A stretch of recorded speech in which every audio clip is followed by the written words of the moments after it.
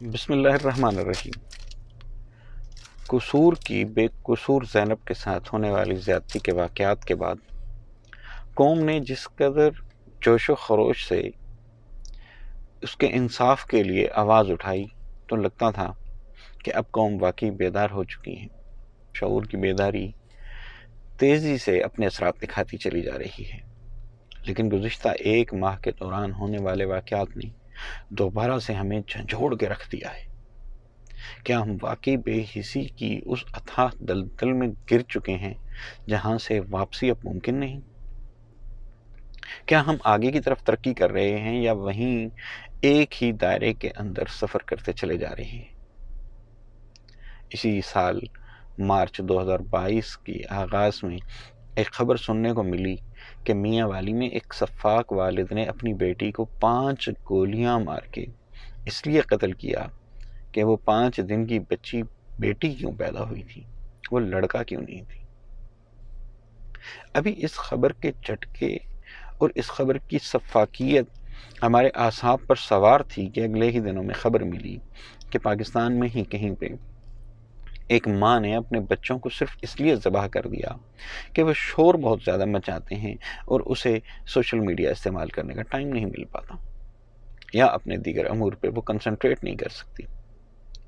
ایک طرف باپ بیٹی کو قتل کر رہا تھا تو دوسری طرف ماں بچوں کو ذبح کر رہی تھی۔ اس طرح کے واقعات ہماری سوسائٹی میں بھرے پڑے ہیں، لیکن یقین جانیے یہ انفرادی اعمال تھے۔ انہیں اجتماعی عمل کہہ کر ان کی سفاکیت اور حساسیت پہ پردہ تو نہیں ڈالا جا سکتا، لیکن یہ بات ضرور تھی کہ معاشرے کو ان حوالات نے اور ان واقعات نے جھنجھوڑ کر رکھ دیا تھا۔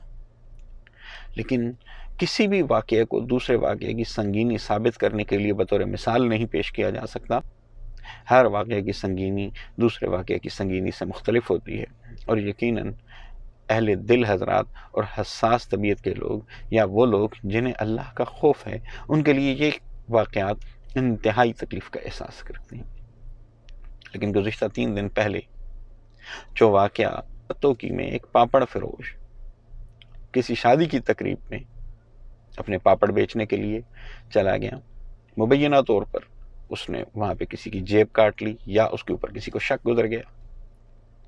ان دونوں صورتوں میں اس جیب کترے کو اس قدر سزا دی گئی، اس قدر سدوکوب کیا گیا کہ وہ جان کی بازی ہار گیا۔ کیا کسی ایک چھوٹے سے جرم کے اوپر سزائے موت اس کا مقدر تھی؟ ہماری قوم کو یہ اختیار کس نے دیا تھا؟ وہاں پہ موجود حاضرین کو یہ اختیار کس نے دیا تھا کہ وہ قانون اپنے ہاتھ میں لیتے؟ ان تمام سوالوں سے قطع نظر یہ واقعات ہماری سوسائٹی میں نہ واقعی یہ پہلا ہے اور نہ ہی یہ واقعات آخری ہیں، اللہ کرے یہ واقعہ آخری ثابت ہو۔ لیکن ایسے واقعات ہماری زندگی میں روز نظر آتے ہیں کہ مختلف طبقہ ہے زندگی جب بھی ان کے ہتھے کوئی مجرم چڑھ جاتا ہے یا کسی پہ جرم کا الزام لگا دیا جاتا ہے تو اس کو سزا موقع کے اوپر موب خود دے دیتا ہے۔ اسے موب جسٹس کہتے ہیں۔ اگر یہ واقعہ موب جسٹس تک ہی ہوتا تو بھی اتنی بڑی بات نہ تھی، لیکن آپ اس واقعے کی سنگینی کا انداز لگائیں کہ اس واقعے کے بعد اس کی ڈیڈ باڈی، اس کی لاش اسی شادی حال میں موجود تھی۔ اسی شادی حال میں موجود اس لاش کے ساتھ نہ صرف شادی کی باقی تقریبات جاری رہیں بلکہ لاش کے ساتھ ہی بیٹھ کے راؤنڈ ٹیبلز کے اوپر کھانا بھی کھایا گیا۔ اور اگر آپ ان ویڈیو کے ویژولز کو دیکھیں تو اس لاش کا چہرہ ڈھکا ہوا نہیں تھا، اس پہ مکھیاں بنبنا رہی تھیں اور ساتھ میں بیٹھ کے لوگ بے حسی کے ساتھ کھانا بھی کھا رہے تھے۔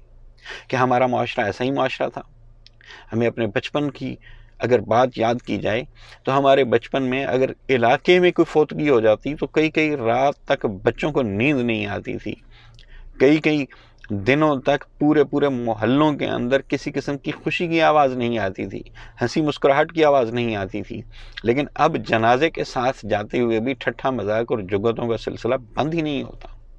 قبرستان کے اندر بیٹھے ہوئے بھی ایک دوسرے کے اوپر طنز اور مزاح کی کیفیت جو ہے وہ دیکھنے کو عام ملتی ہے۔ کہ ہم معاشرتی بے حسی کے اس دور میں جا چکے ہیں؟ اگر ایسا ہی ہے تو ہمیں سوچنا ہے کہ کیا قیامت اگر جسمانی قیامت کا نام ہے یا اس کائنات کے ختم ہونے کا نام ہے، تو واقعی وہ قیامت شاید ابھی دور ہے یا ابھی وقوع پذیر نہیں ہوئی۔